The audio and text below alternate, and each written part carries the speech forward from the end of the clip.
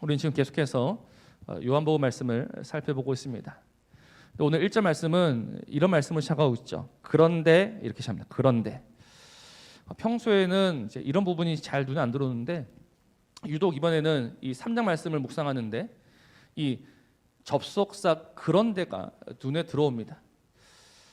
왜 그런 거 하니 분명 제 기억에는 이 그런데가 없었거든요. 우리가 지금 개역 개정을 보고 있습니다. 근데 이전에는 우리 개역 성경이 있었습니다. 그때 참 열심히 또 외우고 암송했던 말씀인데 제 기억에는 3장 1절에 그런데 이게 없었습니다. 그래서 한번 찾아봤습니다. 이전 성경 개역 성경에는 어떻게 되어 있나. 제 기억이 맞더라고요. 이 그런데라는 말이 없습니다. 그러면 이제 성경에 또 다른 번역도 있지 않습니까? 뭐 새 번역 성경도 있고 또 바른 성경도 있고 현대인의 성경도 있고 여러 가지 성경이 있는데 거기에는 이 그런데가 있을까 없을까 한번 찾아봤습니다. 하나같이 다 없는 겁니다. 영어 성경도 봤습니다. 거기에도 접속사는 없습니다.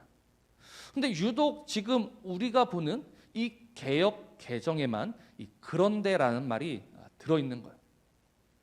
그래서 원어에는 과연 접속사가 있을까 없을까 봤는데 있을 것 같습니까? 아니면 없을 것 같습니까? 거기에는 접속사가 있다라는 겁니다. 원어에는 접속사가 있습니다. 대라는 헬라어 말이 있습니다. 보통 이 말이 의미 없이 쓰이기도 합니다. 그런데 지금 이 3장 1절에서의 이 그런데는 매우 중요한 기능이 있다는 겁니다. 그러니 굳이 그 접속사를 번역해서 여기에 적어 놓았겠죠. 그럼 그 의미가 무엇일까요? 이 그런데라는 접속사가 하나 있음으로 인해서 성경 전체는 우리에게 브레이크를 걸어 준다는 겁니다. 잠시 멈춰라라는 거예요. 제가 지금까지 계속 말씀을 드렸죠. 예수님께서 이제 장차 보이실 큰 일, 그것에 대해서 지금 보여주고 계십니다.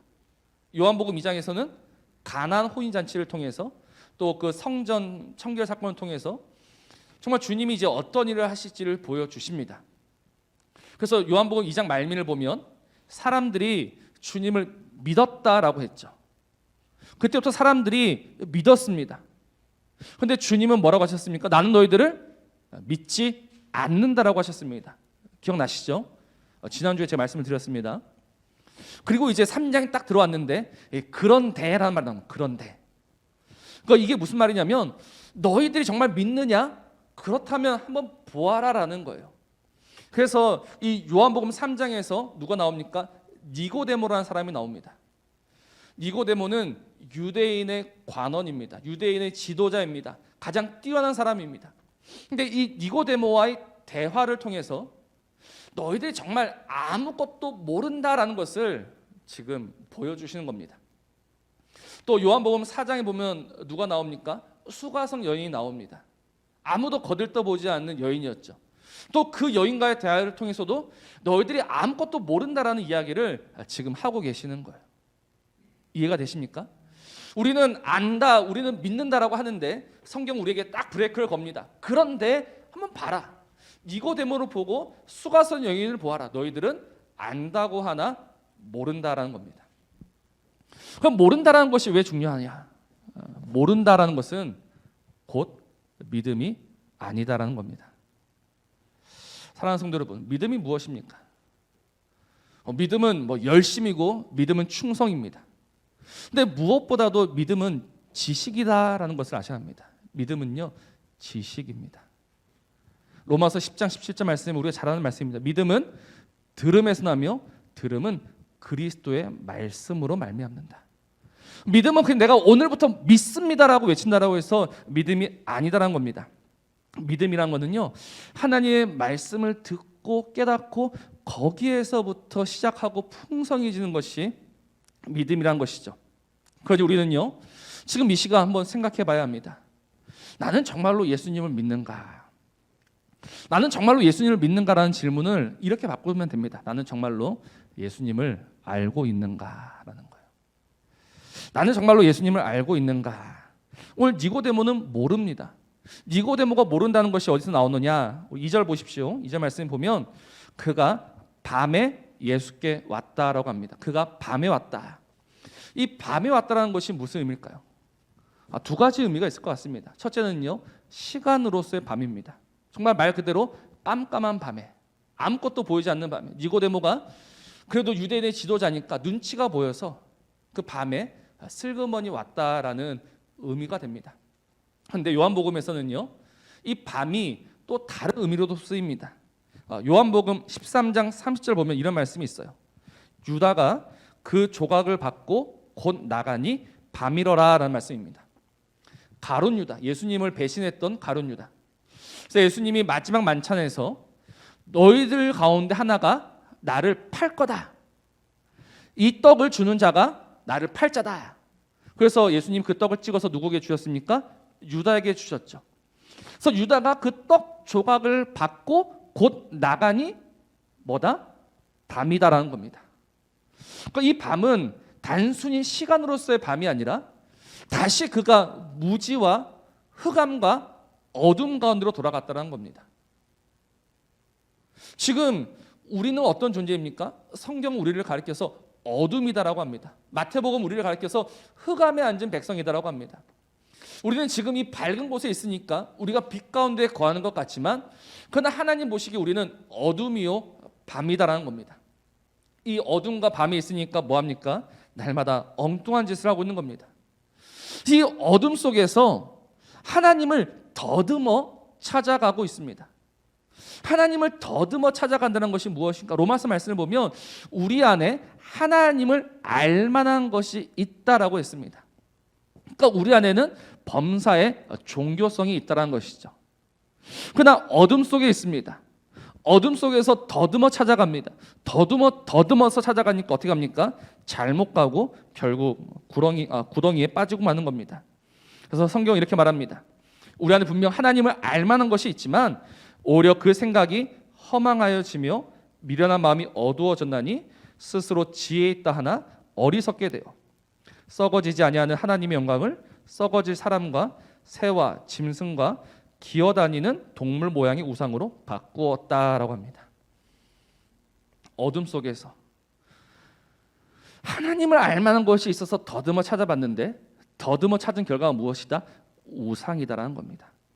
썩어지지 아니하는 영광을 썩어질 것으로 바꾸는 것이 사람입니다. 왜냐하면 우리는 어둠 속에 있기 때문이죠. 그런데 성경을 보면 하나님을 알고 하나님을 믿는다고 하는 자들도 이렇게 살아갑니다. 대표적인 것이 출애굽기에 있는 말씀입니다.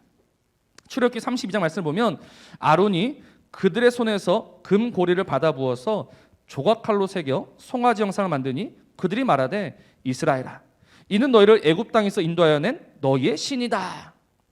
아론, 모세의 형 아론, 그가 뭘 만들었습니까? 금송아지를 만들었습니다.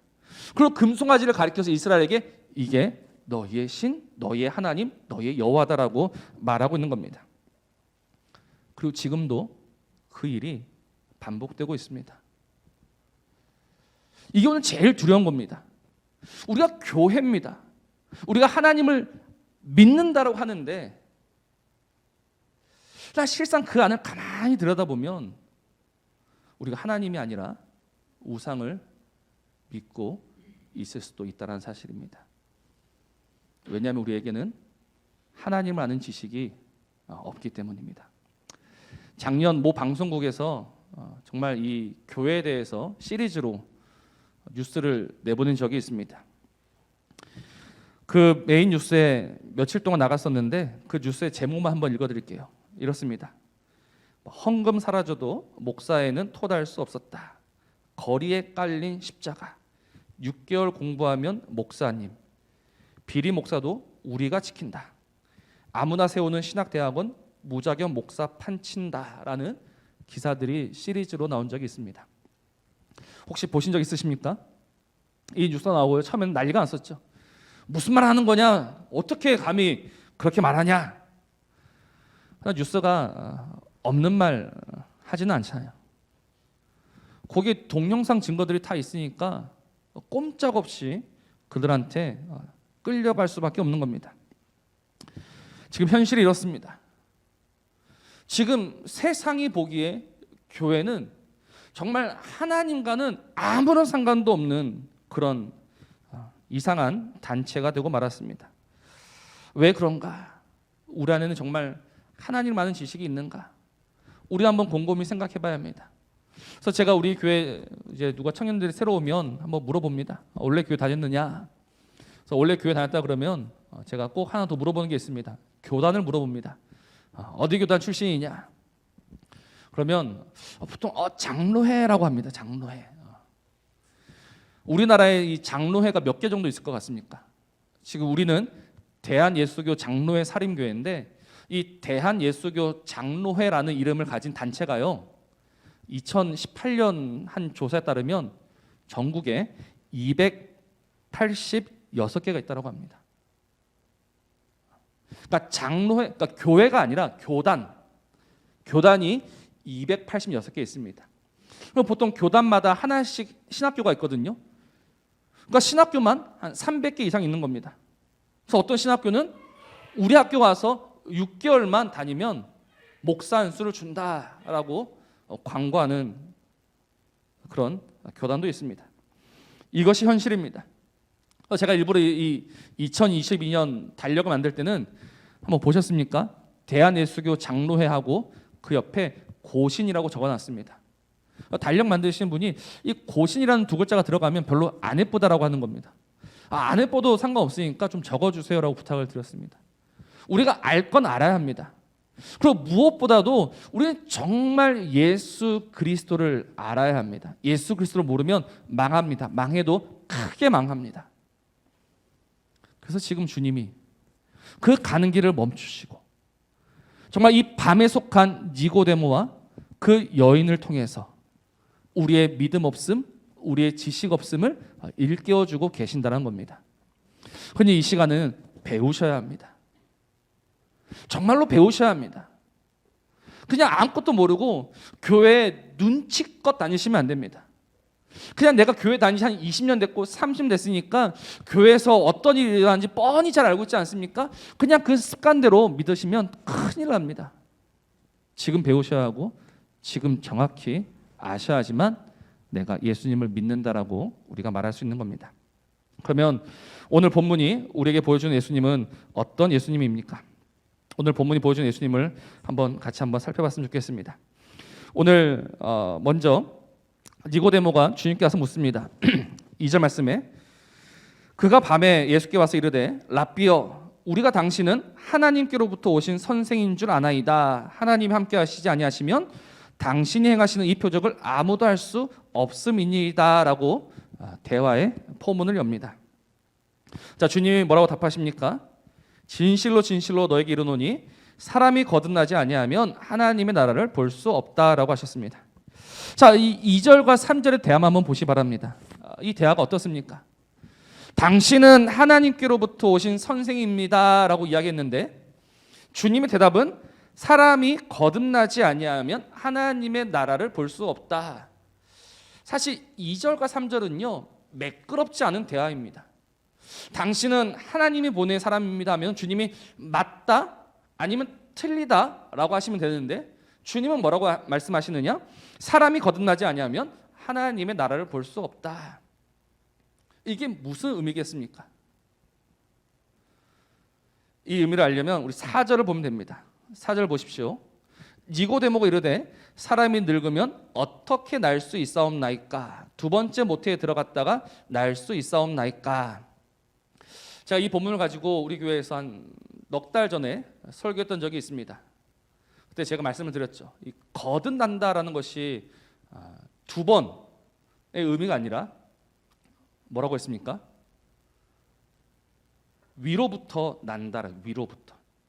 그러니까 지금 주님이 3절에서 하신 말씀은 사람이 위로부터 나지 않으면 하나님의 나라를 볼 수 없다라고 하셨는데 니고데모는 뭐라고 하고 있느냐? 4절에서 사람이 어떻게 두 번 태어날 수 있습니까? 거듭 태어날 수 있습니까? 라고 다시 묻고 있습니다. 이 말은 니고데모가 주님이 하시는 말씀이 무엇인지 하나도 모른다는 겁니다. 니고데모는 몰라요. 지금 자기가 무슨 말 하는지는 모릅니다. 그래서 지금 2절에 있는 나는 당신이 하나님으로부터 오신 선생인 줄 압니다라고 말하지만 이 3절의 대답은요, 니고데모야, 네가 안다고 하나 그러나 너는 모른다라는 그런 말이 되는 겁니다. 너는 모른다. 그래서 지금 5절에서 주님이 분명히 말씀하시죠. 진실로 진실로 너에게 이르노니 사람이 물과 성령으로 나지 아니하면 하나님의 나라에 들어갈 수 없다. 이거는요 3절 말씀의 반복입니다. 주님이 다시 말씀하신 거예요. 위로부터 이 말을 니고데모가 이해를 못하니까 위로부터를 어떻게 풀어주시느냐? 물과 성령으로 나야 한다는 겁니다. 그러니까 위로부터 난다는 것은 무엇이다? 성령으로 태어나야 한다라는 거예요. 그러니까 지금 주님은 이 영적인 일을 말씀하고 계신 것이죠. 근데 니고데모는 그게 지금 무슨 말인지 하나도 모르고 있다는 겁니다. 근데 이 말씀을 제가 묵상하면서 은혜가 되는 것이 무엇이다? 니고데모가 지금 아무것도 모릅니다. 근데 아무것도 모르는데 주님께 와서 아는 척하고 있습니다. 그럼 주님이 그 니고데모를 보시면서 니고데모야, 너는 정말 아무것도 모른다라고 그를 책망하시고 그를 꾸짖으셔야 하는데 7절 말씀 보십시오. 이렇게 말씀하시죠. 내가 내게 거듭나야 하겠다는 말을 놀랍게 여기지 말라라고 합니다. 그러니까 다시 이야기하면 내가 너에게 위로부터 태어나야 하겠다는 말을 놀랍게 여기지 말라라는 거예요. 놀랍게 여기지 마라, 이상하게 여기지 마라. 왜 그렇습니까? 네가 모를 수밖에 없다라는 겁니다. 이 말씀 이해가 되십니까? 주님이 지금 니고데모에게 하신 말씀이 무엇이냐면, 야 니고데모야, 네가 모르는 것이 정상이다라는 거예요. 네가 아직은 모를 수밖에 없다라는 이야기입니다. 그럼 니고데모가 왜 아직 모를 수밖에 없느냐? 왜 그렇습니까? 그것은 바로 이 영적인 일이기 때문에 그렇습니다. 영적인 일은 무엇이냐? 성령의 일이라는 것이죠. 그런데 문제가 무엇이다? 아직 성령님이 역사하실 때가 아니다라는 겁니다. 지금 주님께서 하신 말씀이 무엇이냐면 아직 성령이 안 왔기 때문에 네가 모를 수밖에 없다는 겁니다. 요한복음 7장 39절 보면 이런 말씀이 있습니다. 이는 그를 믿는 자들이 받을 성령을 가리켜 말씀하신 것이라. 예수께서 아직 영광을 받지 않으셨으므로 성령이 아직 그들에게 계시지 아니하시더라라는 말씀입니다. 이 말씀을 기억하셔야 합니다. 예수께서 아직 영광을 받지 않으셨으므로 성령이 아직 그들에게 계시지 않았다. 그럼 성령님이 언제 오셨습니까? 주님이 하늘로 승천하시면서 제자들에게 당부하신 말씀이 있습니다. 이렇게 말씀하셨습니다. 내가 내 아버지께서 약속하신 것을 너희에게 보내리니 너희는 위로부터 능력으로 입혀질 때까지 이 성에 머물라. 주님이 하늘로 올라가시면서 하신 말씀이 무엇이다? 내가 내 아버지께서 약속하신 것을 보낼 거다. 그래서 언제 왔습니까? 우리가 잘 알고 있듯이 오순절날 그 마가 다락방에 성령이 임하였지 않습니까? 그래서 성령이 임하기 전에는 제자들이 어떤 상태였습니까? 그들은 하나같이 다 겁에 질려 있었습니다. 그들은 이제 어떻게 해야 할지 몰랐습니다. 자신들이 믿던 예수님은 죽고 말았습니다. 죽고 사라졌습니다. 물론 하늘에 올라가셨지만 그러나 어떤 일이 일어날지 몰랐습니다. 그들은 숨어 있었고 문을 걸어 잠그고 있었습니다. 그러나 그들이 언제 그 문을 열고 담대히 증인으로 살아가기 시작했느냐? 성령님이 오셨을 때, 주님이 약속하신 성령님을 주셨을 때 그들은 위로부터 태어난 자가 되었고 성령으로 태어난 자가 되었고 그때부터 정말 그 주님을 알기 시작했고 주님을 믿기 시작했고 그들의 삶이 참 그리스도인이 되어 갔다는 겁니다. 그럼 보십시오. 지금 이 니고데모는 어떤 상황인가? 그 밤에 예수께 나왔지만 그의 눈은 여전히 어둡습니다. 그 어두운 이유는 하나입니다. 아직 성령이 계시지 않았기 때문에. 성령이 계시지 않으니 그의 눈이 열릴 수가 없는 겁니다. 그래서 주님이 뭐라고 말씀하십니까? 14절 15절 보십시오. 이렇게 말씀하시죠. 모세가 광야에서 뱀을 든 것 같이 인자도 들려 하리니 이는 그를 믿는 자마다 영생을 얻게 하려 하심이니라. 갑자기 이 말씀하신 이유가 무엇일까요? 왜 인자도 들려야 한다고 이야기할까요? 쉽게 말해서 인자가 죽어야지만, 인자가 십자가에서 죽어야지만 무슨 일이 일어난다? 성령님이 오시게 되고, 성령님이 오셔야지만 너희의 눈이 밝아져 정말 하나님의 사람이 되고 그리스도의 사람이 되고 믿음의 사람이 된다는 겁니다. 그래서 인자도 들려야 한다라고 오늘 말씀하고 계시는 것이죠. 그러니 한번 생각해 보십시오. 오늘 우리가 예수님을 믿는다라고 합니다. 예수님을 믿는다라고 할 때 이 믿음은 과연 어떤 믿음이냐는 거예요. 내가 예수님을 믿는다라고 할 때는 그 믿음에는 반드시 예수님이 십자가에서 죽으시고 부활하셨다는 것을 믿습니다. 예수님이 죽으셔야지만, 예수님이 그래서 부활하셔야지만 그의 영이 우리에게 와서 우리가 예수님을 알게 되고 믿게 되고 사랑하게 되고 그를 힘입어 살아갈 수 있게 되는 겁니다. 그런데 중요한 것은 이제 나에게 성령이 와서 한 가지 깨달아지는 것이 있는데, 그것이 무엇이냐면 주님이 이미 나를 위해 죽으셨다는 겁니다. 주님은 이미 죽으셨습니다. 이미 죽으셨다라는 말의 의미가 무엇이냐면 나의 믿음과 상관없이 그는 이미 죽으셨다는 겁니다. 내가 믿는 순간 주님이 죽으셨습니까? 아니면 내가 믿기 전, 내가 알기 전 이미 그가 죽으셨습니까? 성경은 우리가 아직 죄인 되었을 때 그가 죽으셨다고 합니다. 그러니까 그가 이미 죽으신 거예요. 이미 죽으신 주님을 이제 내가 알게 되고 이제 내가 믿게 된 것은 그가 나를 사랑하사 나에게 누구를 보내셨다? 성령을 보내시어 이 모든 것을 알게 하신 것이죠. 그래서 내가 비로소 주님을 믿을 수 있습니다라고 고백하는 겁니다. 그러니 믿음은요, 내 의지와 내 결정이 아닙니다. 믿음은 하나님의 선물입니다. 하나님이 그 사랑하신 자에게 성령을 주셔서 이 모든 일이 믿어지게 하시는 겁니다.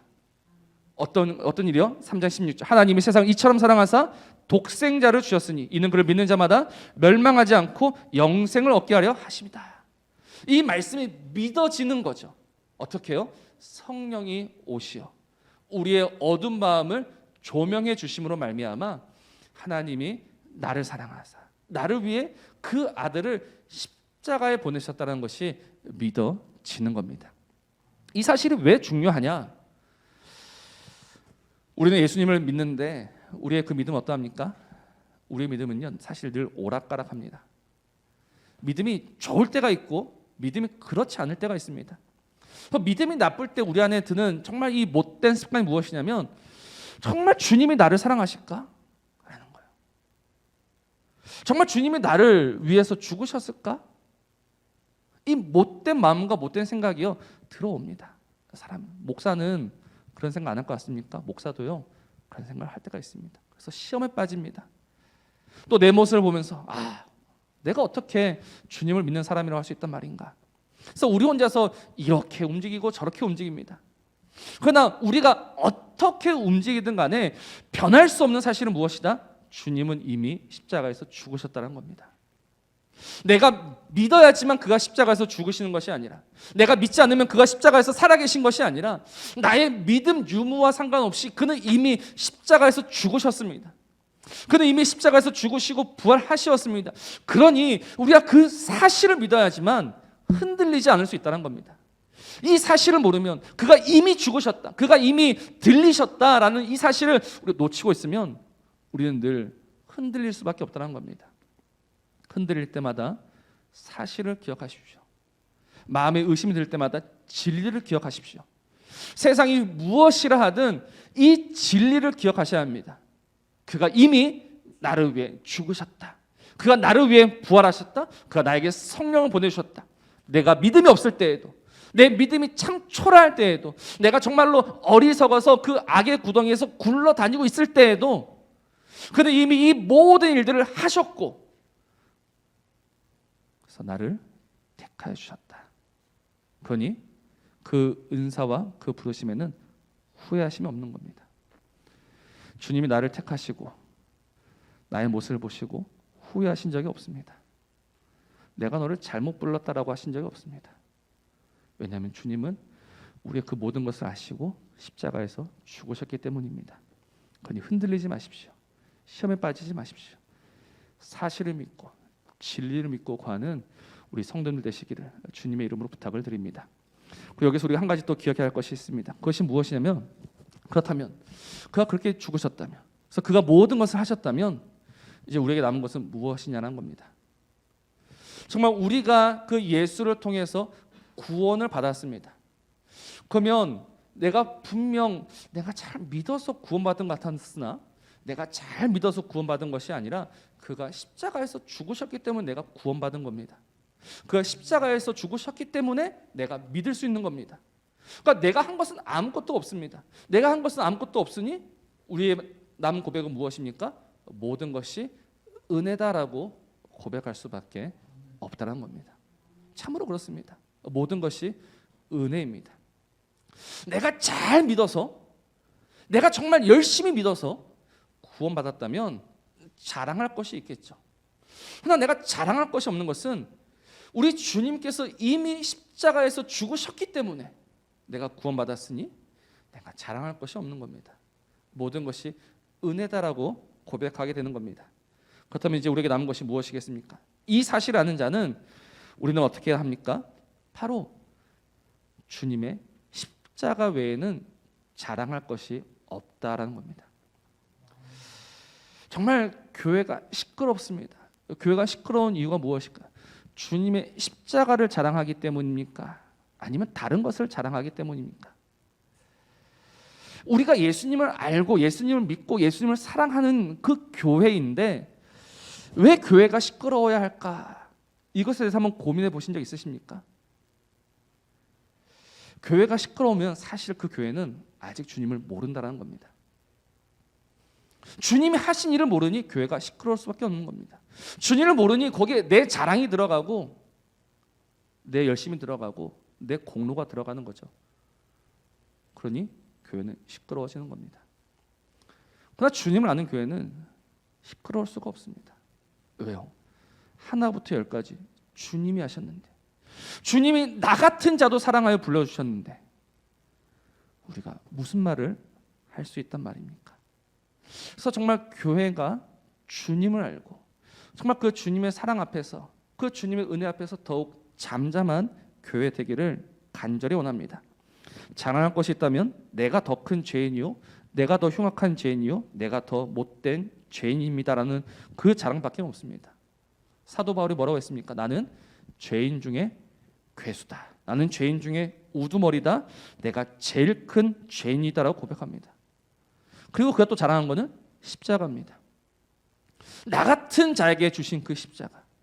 그래서 사도 바울은 오직 그 십자가 외에는 자랑하지 않았고 전하지 않았습니다. 오직 십자가만 자랑하고 십자가만 전했을 뿐입니다.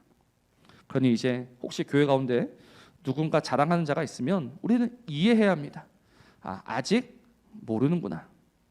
그렇게 기도해 줘야지. 거기에 욱해서 같이 자랑하고 같이 시기하면 그건 결코 주님이 기뻐하실 일이 아닙니다. 로마서 12장 16절에 이렇게 말씀합니다. 서로 마음을 같이 하며 높은 데 마음을 두지 말고 도리어 낮은 데 처하며 스스로 지혜 있는 채 하지 말라. 스스로 지혜 있는 채 하지 말라. 그래서 어떻게 하라? 오직 마음을 같이 하되 더 낮은 자리에서. 그게 바로 교회입니다.